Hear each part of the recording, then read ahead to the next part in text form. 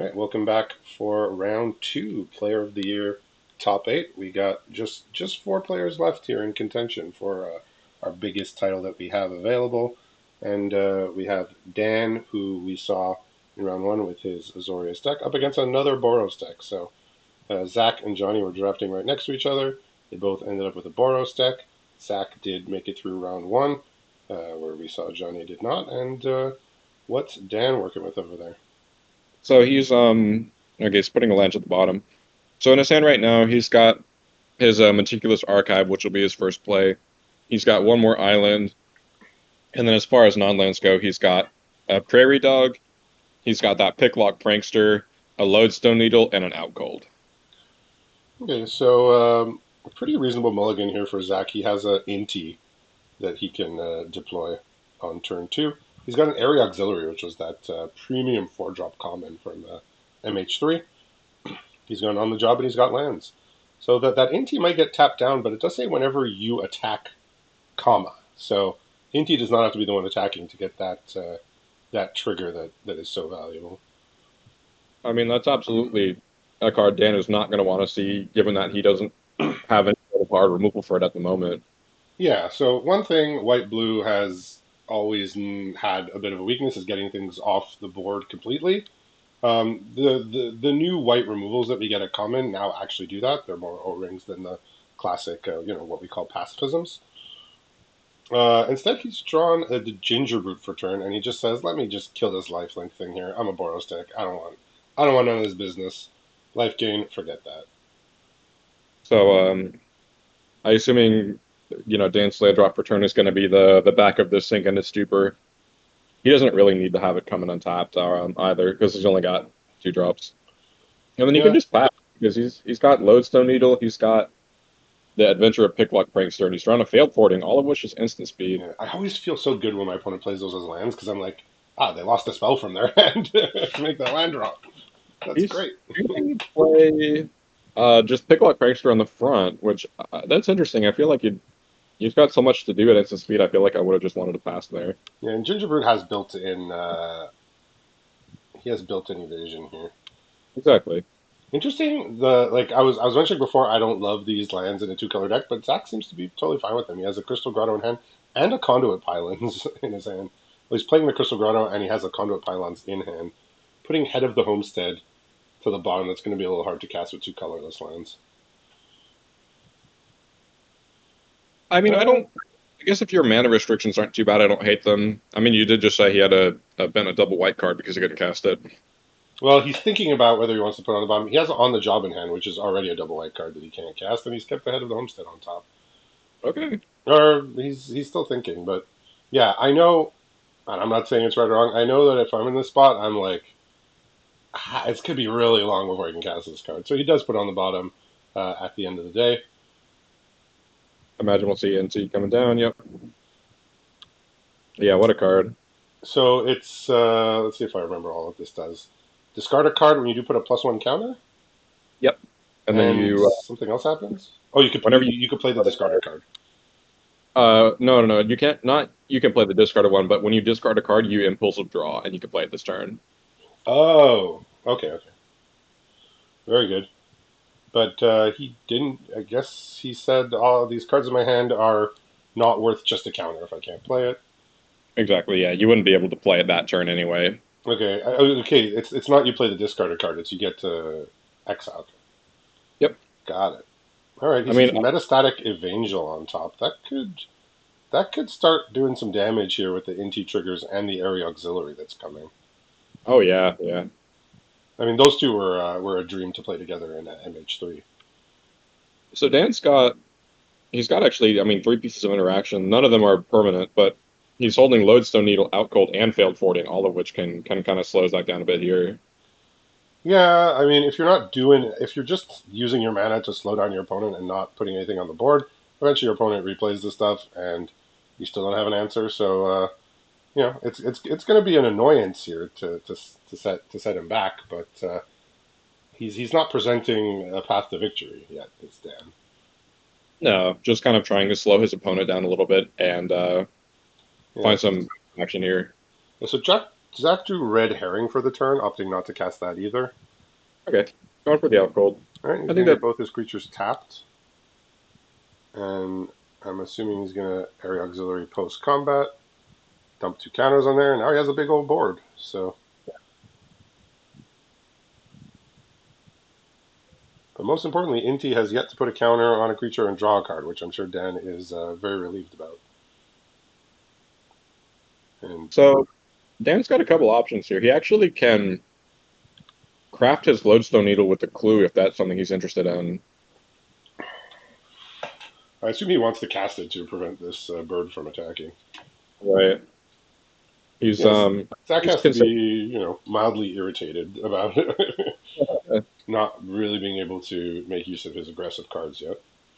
I guess he's considering just main phasing it and then crafting it now because he's drawn an island for the turn, so he has the mana to both play and craft it.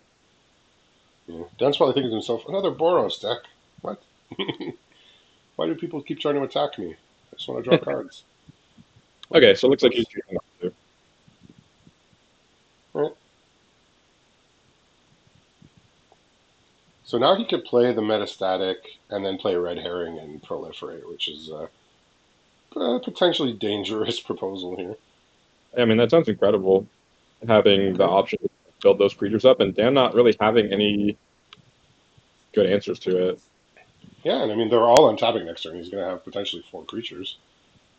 Yeah, so Oh, metastatic. he can even proliferate those stun counters on his auxiliary. Hmm. I mean, yeah, all legal. I don't think Arena will suggest it though, because Arena will suggest you the things to proliferate. That Are you is sure? not going to be one of them. So proliferating stun counters on opponents' creatures. Now we're talking. Yeah, so So Dan's starting to he's starting to worry here. He's like, I need a Starfall Invocation. I'm the one who's supposed to be. I'm supposed to have plenty of cards in hand. So he has neither cards in hand nor a board to block here. he drew a lot So of those kind of like more stally cards we saw against Johnny, but without the card advantage to back it up. yeah, and I mean even against Johnny, he just had a random 2/2 that he was hitting with, right? Just to at least present something to push the game forward.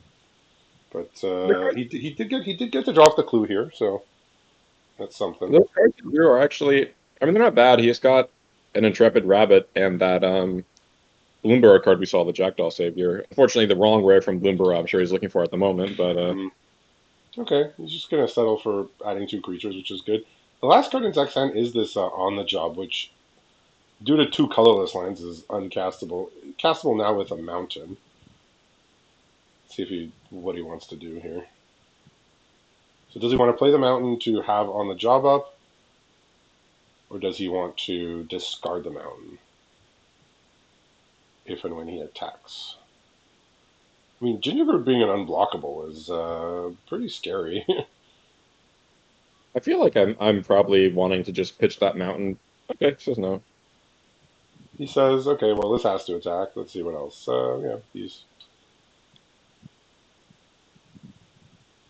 Yeah, he says, "I'm the Boros player." He didn't click attack all, but he's getting there. Looks like he's maybe not willing to throw his Metastatic Evangel into The combat thing just is, yet. Metastatic Evangel probably gets blocked by one of the creatures with 1 power, and on the job does defeat that. So, That is true. I would be surprised if the Metastatic Evangel got blocked by the Intrepid Rabbit. I mean, if it did, it plays around on the job, but yeah, on the job's looking pretty nice right now. I believe NT actually gives the creature you put the counter on trample. Am I Oh, when remembering that right? you, yeah, well, he hasn't activated it yet, Yeah, but I feel like but that. I think that maybe I'm just making that up, but I feel like that's what NT does. it's the new questing beast, I guess. We'll Yep. never quite know everything, every word on it, but we know it's good. Yeah, on the job just eats 2 creatures, gets in for 6. I mean, that's exactly what you want that card to do, and it leaves you a card behind. Absolutely spectacular card. Yeah, Jackdaw Savior will be an annoyance more than anything for Zach. He does just have this Ginger Brute, which is unblockable. Yeah, and even that on its own will pretty quickly close out the game with NT. It's just a couple attacks from that, and it'll get buffed every time. Yeah, It gets and buffed any creature adds a counter as well. exactly. Yeah, Razorgrass ambush for turn, not exactly what he's looking for at this point in the game. So he's I mean going to potentially Dan's still crack the clue. Dan's still holding onto this failed forwarding, so he can reset it, but Yep. without a permanent answer to the board state, I imagine this is gonna be over in a couple turns. Yeah, we'll see. Another mountain here gives him something to discard, I suppose. I mean, he's attacking for sure. I mean, one of his creatures must attack. So Yeah, yeah, that red herring. I always kept like every time I'm like, what's the downside? Oh wait, it has to attack because otherwise it's great. Long gone are the days of Valley Dasher as your 2-drop haste red common. This is a bit of an upgrade. yeah, I'd say so. All right, so whenever you attack, you may discard. He's doing it. He says, "I'll put a counter on that. I'll." Oh, he has his own Jackdaw Savior here, so he also found this bird here in the Bloombro pack. It looks like yeah, the NT is giving trample. We see the metastatics now got the little claw symbol on it. Yep. So trample the Jackdaw Savior. Okay, he says, "I'm tired of Inti," and Zach says, "Great, I got a Razor Bush ambush for that." Yeah, this I think this game is pretty close to over. I Just not guess a lot. what he said. You said he has failed fording. He could save something, or Yeah, he has a failed forwarding, um, which I imagine. I don't know. I mean, you probably don't even care about saving the 1/1 rabbit. yeah, we'll see if Zach decides to fire it off here. I like if he fires it off, it means he doesn't get to play Jackdaw Savior. The thing Right? is that I think Jackdaw Savior is just a fine play to just trade for opponent's entire board and have five Yeah, creatures left over. I don't think you need to use the Razorgrass ambush.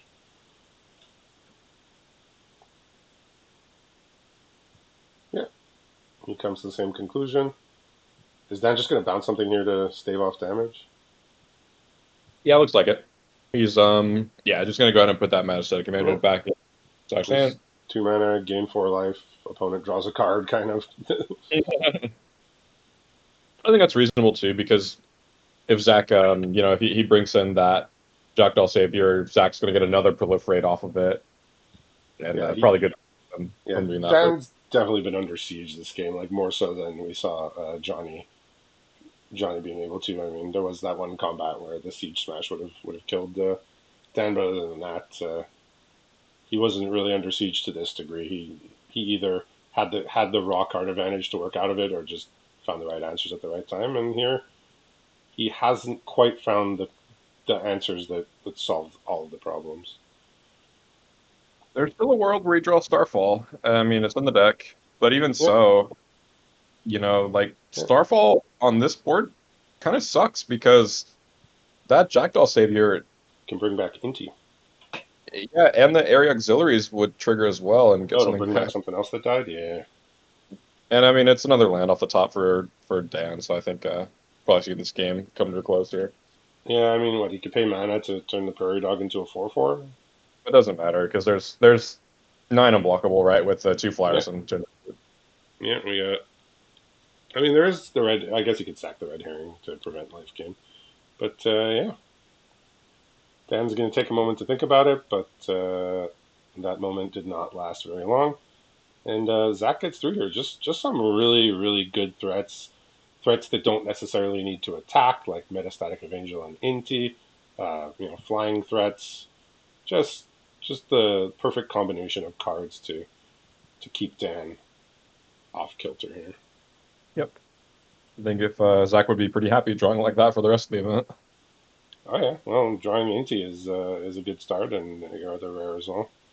But yeah, like every creature played a part there. Like the area auxiliary put counters. The Metastatic of Angel pumped them. The Ginger Brute was representing unblockable. The Jackdaw was representing. I mean, it was just at the end, but it was representing something coming back.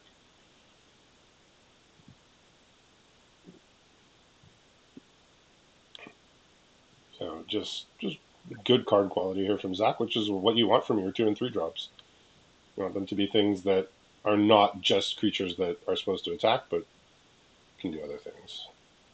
Yeah, so Zach's deck, I mean, when we looked at the decks, we saw he was sitting next to Johnny, both drafting Boros.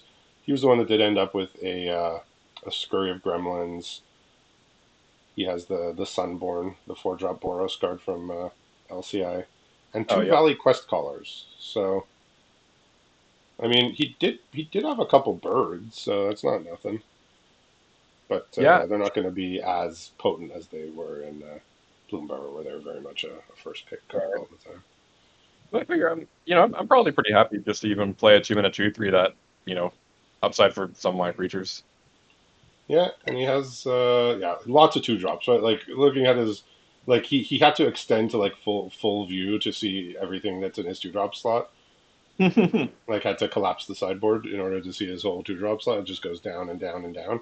I mean, that's what you need for Boros. And like I said, a lot of these are cards that have utility later in the game or don't necessarily have to attack, like the Nettle Guard, like the Sunshot Militia. Like All the stuff. Enoch Bonkin, right? Like these are cards that, as you go late into the game, they have a use rather than just okay, I played on turn 2 and attack. And that's great, I think, for a red white deck because we kind of saw with Johnny, especially in that first game where he just kind of ran out of gas. But with Yep. stuff like the Bonkin and Inti, that kind of provides you advantage even later into the game. It's less likely that you'll just be stuck with a dead hand.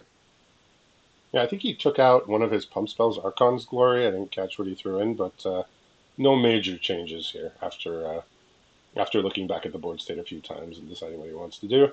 The answer was not very much. He said, "I think I'm well set up against this." He probably has an idea that Dan's playing some flyers, tempo-y stuff. He saw the tapping stuff and whatnot. Somebody's asking what the current bracket like. So the other winners were Thomas and Evan. Yep, Thomas and Evan So the are winner of playing. this will play the winner of that. We'll have a first-time player of the year, no repeat player of the years. Somebody will get to live right on top of me in the on the side of the Discord there.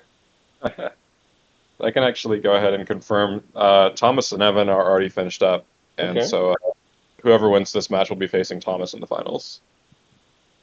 Okay. So Thomas, who again he's our only non-winner. He's the only person in this top 8 who has not won a league. He's out, and we did spotlight his deck as being in a good spot. His colors were not being fought over at all where he was sitting. Oh, Zach is telling us he's got a 68.4% chance to draw his second land on time, but he mulligans nevertheless. He kept a one lander over there. I mean, he said it was 68.4%. I mean, yeah, I can't keep one landers really. Oh, really? Like Okay. on a 7, I can't keep one landers, but I've seen people do it and it works out for them. So he was not as brave. What's Dan working with there? So his hand looks all right. He's got a feat of resistance, an inside source, duelist of the mind, a deep analysis, and he's just run a crime stopper sprite. But the big problem here is he's only got planes. Yeah, I was Okay. about I was about to say, where's the island? Well, he's lucked out here. He's thrown his island for turn, so he's gonna throw it on this inside source. He always had it. Come on. Yeah, it's gonna stand the whole time. No worries. So Zach's got ahead of the homestead. He's got Guardian of the Forgotten, which is a 4 mana 4/4 from Modern Horizons. Okay. I think when a modified creature dies, you manifest. I Not believe manifest dread, but just just manifest. manifest. He's got Ghostfire Slice as well, which it it costs 2 less to cast if an opponent controls a multicolored permanent, which they do right now. So that's the I deal remember. 4 to any target, and it's 2 in a red, but you can cast it for just 1 if an opponent has a multicolored card. I remember that card for being notable for like the only way to deal with Breaker of Creation Oh yeah, one of them. because I just remember when I'm on the draw and I play Mountain and then my opponent goes like Wary Watchdog or Cursed Wombat. I'm like, oh, okay, cool, thanks. yeah, nice. Cool. Momentum damage sounds I good. really didn't want to take 9 from your 2 drop, so thanks. It can go face as well, right? It can Yeah, deal 4 to the face. Yeah, so he does put the Sunfire Torch here. Um, he's he's potentially looking like he's offering a trade here when really we know what's up with the Ghostfire Slice.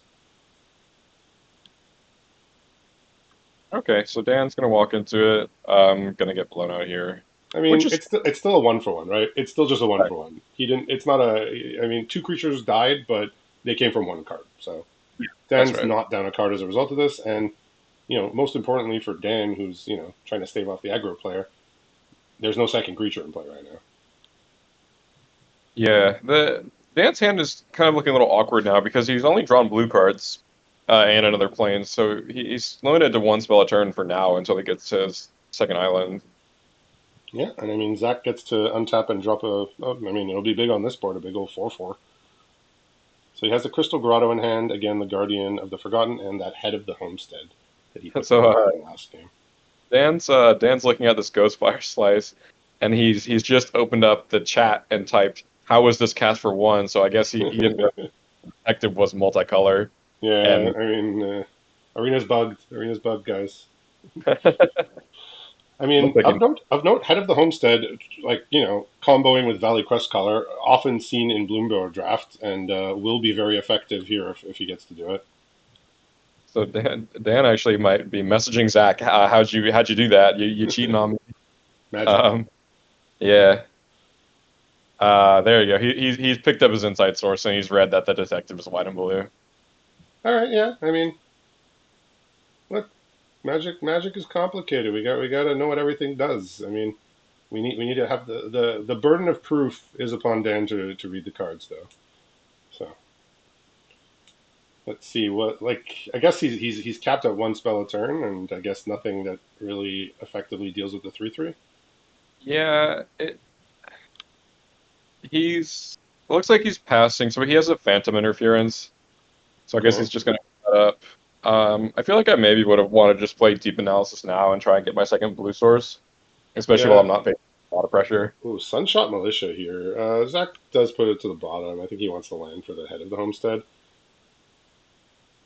I mean, head of the hub says that seems incredible right now. You get Yep. a 4/3 and 2/2 and you can scry one. I mean that was a interaction from Bloomberg that was highly favorable. He's wondering if he wants to play the Guardian Forgotten pre-combat here, because he does have a modified creature, but the chance that Dan is gonna destroy this multicolor creature, I think or this modified creature is low. He says. Yeah. So I assume we're gonna see this 4/4 get If quenched. my opponent has like black or red mana, maybe I play this pre-combat and it gets a removal spell out of their hand. But here he is going to get countered either way, whether he played it pre or post combat. Yep. So it does not make the 2/2. Well, it would Why? be 5 Oh, mana it costs total. 5, right? Yeah, It he's got costs a 5 to second. do the. Oh, it costs 5 to Yeah. do the whole thing, right? It's 2 for the quench and then plus an extra 3 for the spirit. So he was one short. Yeah, I mean, 5 mana 2/2s. Not everybody can have them, especially So when Dan, deck decks are Dan cool. getting a second island on board here, so he's able to unlock a few more spells, stuff he couldn't double spell. Like he's got a Duelist of the Mind and Crime Stopper Sprite if that's something he's interested in. Yeah, and like I said most importantly, Zach still doesn't have a second creature in play, right? Yeah. Okay, so he's just run down a Crime Stopper Sprite and he's holding up Feeder Resistance. Um, Okay. but I This mean, time, this is this going to time be yeah. he will get the advantage here, but his Valley Quest caller might be going, and by might be I mean most certainly will be.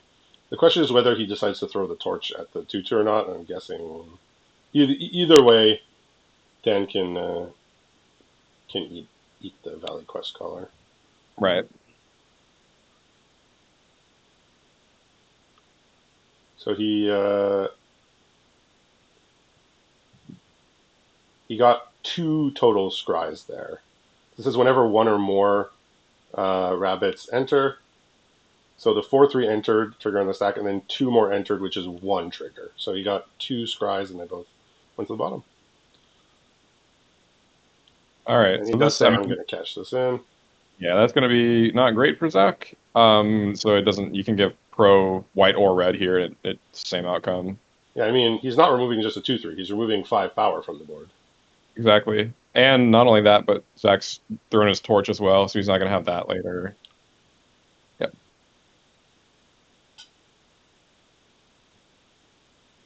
Okay. So definitely gonna fire off a steep analysis now. Yeah, prickly pear in hand for Zach, which was, I mean, it's okay. It's board presence. Yeah, I mean, it's looking okay for Dan. He's got a dual set mine coming down. He's got this deep analysis and flashback, and he's drawn a petrifying metaler off of it as well. Okay, we got a scurry of gremlins here. Oh Jesus.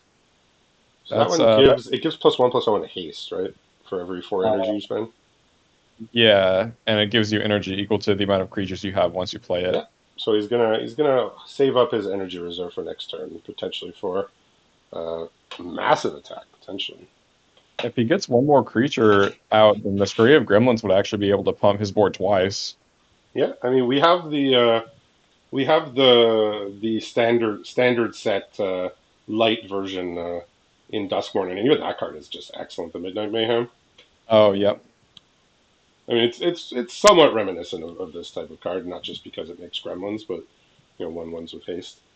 But yeah, and that card's just excellent in Duskmourn. This card was excellent in the energy deck in MH3, and Zach is hoping it's going to be excellent for him here to push through damage. But this 4/5 is it's a little big for Yeah, what so we're he's gonna. prepared to handle right now. So he's committing a crime here. Oh, look at that! That duel set the mine's pretty big now because Yeah. he's drawn his extra cards off of deep analysis as well. So your prophecy was sort of coming true here. Oh my You gosh! did I mean, this draw a 1-drop to exactly do this. this is Is this lethal. lethal? It must be. Yeah, it's Everything's not 3 power. Yeah. it's not quite actually. So it would be 12 Oh, damage. one, two. It's No, 12. Yeah. looks. No, there's Oh no. 5 creatures getting through. Oh yeah, yeah, 15 then, right? Yeah, I Wow, missed one. what a card to find on top of the deck. A one So drop creature. this is just lethal. Absolutely absurd. Yeah, I mean, this is. I feel like this is also what happened in Modern Horizons when you played against Spirit Gremlins and be like, yeah, you know what? You did this to me in League actually from 20. Oops. I was feeling so I good, and believe you I believe I had some yeah, energy stored up, but Dan must just be in yeah, pieces here. It's just like I've engineered this game to take control of it, and yeah, Scurry of Gremlins is a win out of nowhere card, and just a perfect little 1-drop to to get it over the edge for 2 activations to grab that game out of nowhere. And congratulations to Zach. We'll be seeing him fighting in the finals very shortly, and either he or Thomas will be the player of the year. We'll see you then.